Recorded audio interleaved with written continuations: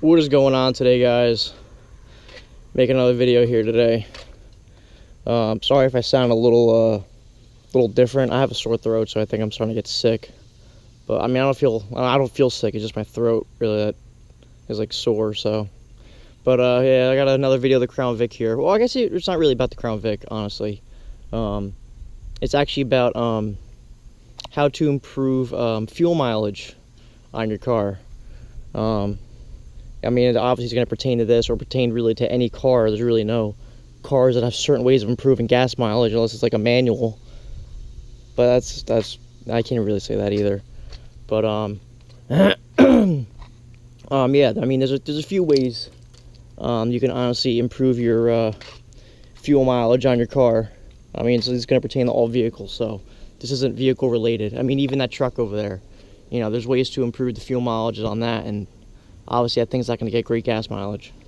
Oh, it actually might be around the same as this because that's got a 6-cylinder in it, so it actually might be around this, probably a little bit less, but yeah. I guess I'll start off with, I don't know, which one should I start off with? I'll start off with cleaning your car. It is actually proven that keeping your car clean will in fact get you better gas mileage. Probably won't help much. You'll probably gain like an extra half a mile per gallon, you know. But as the years, you know, as you count the whole year in days, months, you wouldn't know, whatever, it does add up. You know what I mean? Even if you save an extra $50 a year in gas just by cleaning your car, I mean, $50 is $50. So I mean, that's a full tank of gas right there. So that's one way you can improve your gas mileage. You know, that's not really a much of an effective one, but it's just a little something. Another one to improve your gas mileage, your tires.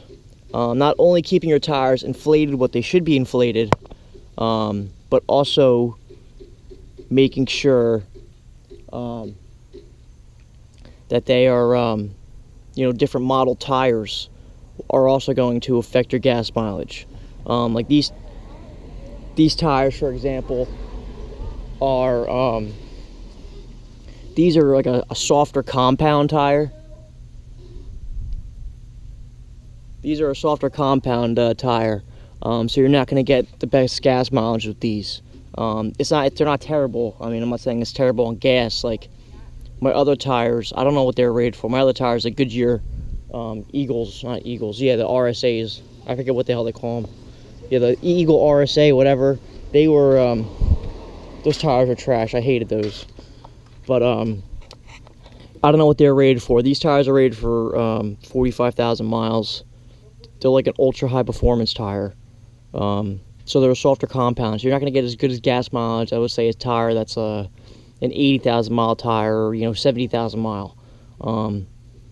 Yeah, I think there's even some tires that are 100,000 mile tire. They you know, they don't ride as well. Usually like a higher mileage tire. The reason why it's like that is because it's a harder rubber. So that's why you get more mileage out of them. But that will also affect your, you know, your fuel mileage. For this, on these, the air pressure is 35 when it's cold. That's cold pressure. If you've driven for more than a mile, yeah, if you've driven your car for just more than a mile, your tires are considered hot, and you should air, in fact, 4 pounds over. So if your car's been sitting for more than 3 hours, like this one has been sitting all night, I'd air it up to 35. If you have been driving for more than a mile, you would air it up to 39. So whatever your sticker says, if you've been driving for more than a mile, air it 4 pounds over. That way you actually have the proper tire pressure in your car. Don't go by what the tire says. All tires usually say max PSI 44. This one on this is 51 actually. Right there, 51 PSI is max. But you don't want to air up to 51. One, you're going to damage the tire. You're going to wear it out sooner than what it should be, you know, with your mileage. You're going to wear it out quicker. And also, you're not going to get as great as gas mileage. So, tires, that's a big one. I'd say that's probably one of the, sorry guys. I'd say that's probably the one of the best ways for gas is definitely keeping proper air pressure. That's definitely going to affect your MPG by, I'd say, maybe like 2 miles per gallon. Honestly, I mean, if you don't have proper air pressure, it's really going to be, you know, if you have it like overinflated or underinflated, it's definitely going to affect your MPG. I mean, I don't know what by how much, but keeping it inflated properly, I'd say honestly, you're probably gaining like 1 to 2 miles per gallon.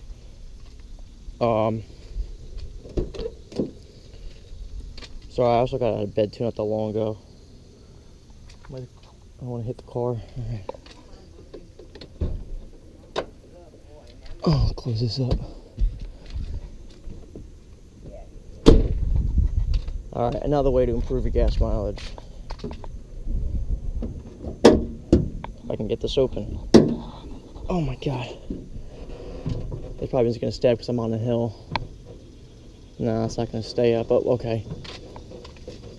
But one way to improve your gas mileage would be right here. Keeping, you know, your car clean, not clean, but your engine, like all your stuff, your fluids clean, air filter clean. Maybe not necessarily fluids, but I don't know. Maybe just in my mind. That one I'm not sure about, honestly, but always make sure your car's tuned up. Make sure your spark plugs are up to date. You know, this has coil packs. They're right there. There's a coil pack. So I don't have a you know, distributor or anything like that. But if you do, you know, make sure you change your, you know, your wires. You do the plugs on it, coil packs if they start going, well, you don't have to do the coil packs, but spark plugs and wires really. You know, to make sure your engine's running the, you know, properly, and you'll get the maximum efficiency out of it, you know, with a proper tune-up. I haven't noticed any MPG increase in my air filter, so I mean, yeah, maybe it helps a little bit, but I haven't noticed anything at all. So there's that. What is another way you can improve MPG? Not having things on your car that's unnecessary. Like this, for example, weight. Weight is going to hold your car down. You're going to get less mileage. So this made my car less fuel efficient. This made it less fuel efficient. Even that little thing makes it less fuel efficient. It's not as aerodynamic. I'd pop my trunk because I don't have my keys on me, but I don't really keep too much in my trunk. I try to keep my car as light as possible. If you have a bunch of stuff in your trunk, you know, it's just things in your car in general. Like if your back seat's filled up, your trunk's filled up, you're going to get less gas mileage. You want your car to be as light as possible. Like right now I have a full tank of gas. That's another thing. If you don't fill your car up, you can get better MPG. Like if you just do like half a tank, you'll get better MPG instead of just filling your car up. I always just fill it up. You know what I mean? Even if I lose, you know, 0.5 miles to the gallon, you know what I mean? I'd rather just have a full tank of gas. So, so those are some things right there. Another one, this is going to be super dangerous, but you will get crazy good fuel economy, is to hypermile. I don't know if you're familiar with what that is, but like there's videos on YouTube of hypermiling. What that is like, you know, if you see like a semi-truck or you know, things like that, like there's certain ways of driving, like not trying to avoid hitting your brakes, you know, trying to give it too much throttle, keep it at like, you know, 2,000 RPM. There's certain ways you can, they call it hypermiling. Just type it in. There's like experts out there that hypermile. But you know, if you hypermile, like if you like tailgate like a semi-truck or a bus when you're on like the parkway or something, since there's less, you know, since there's much more drag efficiency, since there's no air hitting your car, your gas mileage is going to go, you know, way up because there's no air resistance. You'd be amazed. Like, let's say if you're getting like 20 miles per gallon, right, and you're driving the parkway, not behind a semi-truck, and then you drive behind a semi-truck for like, let's say an hour. You guys are doing some long haul driving, you know, like you're driving behind it for like an hour. You'd be amazed of how much more fuel economy you'll get because there's no wind resistance. I mean, that's super dangerous. I don't recommend it. I don't want to say I do sometimes. I mean, I'll stay behind a truck if he's moving. I mean, I'm not going to stay behind a truck if he's going slow as hell, but if I'm behind a truck and he's like going the same speed as me, I usually will stay behind him that way. I mean, I kind of improve my fuel mileage a little bit. I mean, I'm sure it helps. I haven't really noticed. I usually fill my car up once a week, so, but sometimes it's a little bit, you know, less than what, you know, it was since like the last time I filled it up. Like sometimes it's like recently, the time before like not this time, but the time before I filled it up, it was $45, and that wasn't at an empty tank. That was at like in between a quarter and empty. So, and then this time when I filled it up, it was at a quarter, I think, and it cost me $41. So I mean, gas prices change, and it's usually around $40 to fill this up. Even when gas was cheaper, it was around like, I think it was like $35 to fill it up. So, but that's really all that I can think of personally for, you know, getting good fuel mileage, you know, increasing your MPG. So we got keeping your car clean, tires definitely gonna affect it. Keeping your car up to date, like tune-ups, you know, air filters, things like that. And I say the last one's gonna be hypermiling, or sorry, not hypermiling. I used to call it hypermiling. That's what I thought it was called. It's hypermiling. Sorry. So hypermiling. Those are going to be, I'd say, your 4 ways to really increasing your MPG. And I guess you could also say keeping your car light.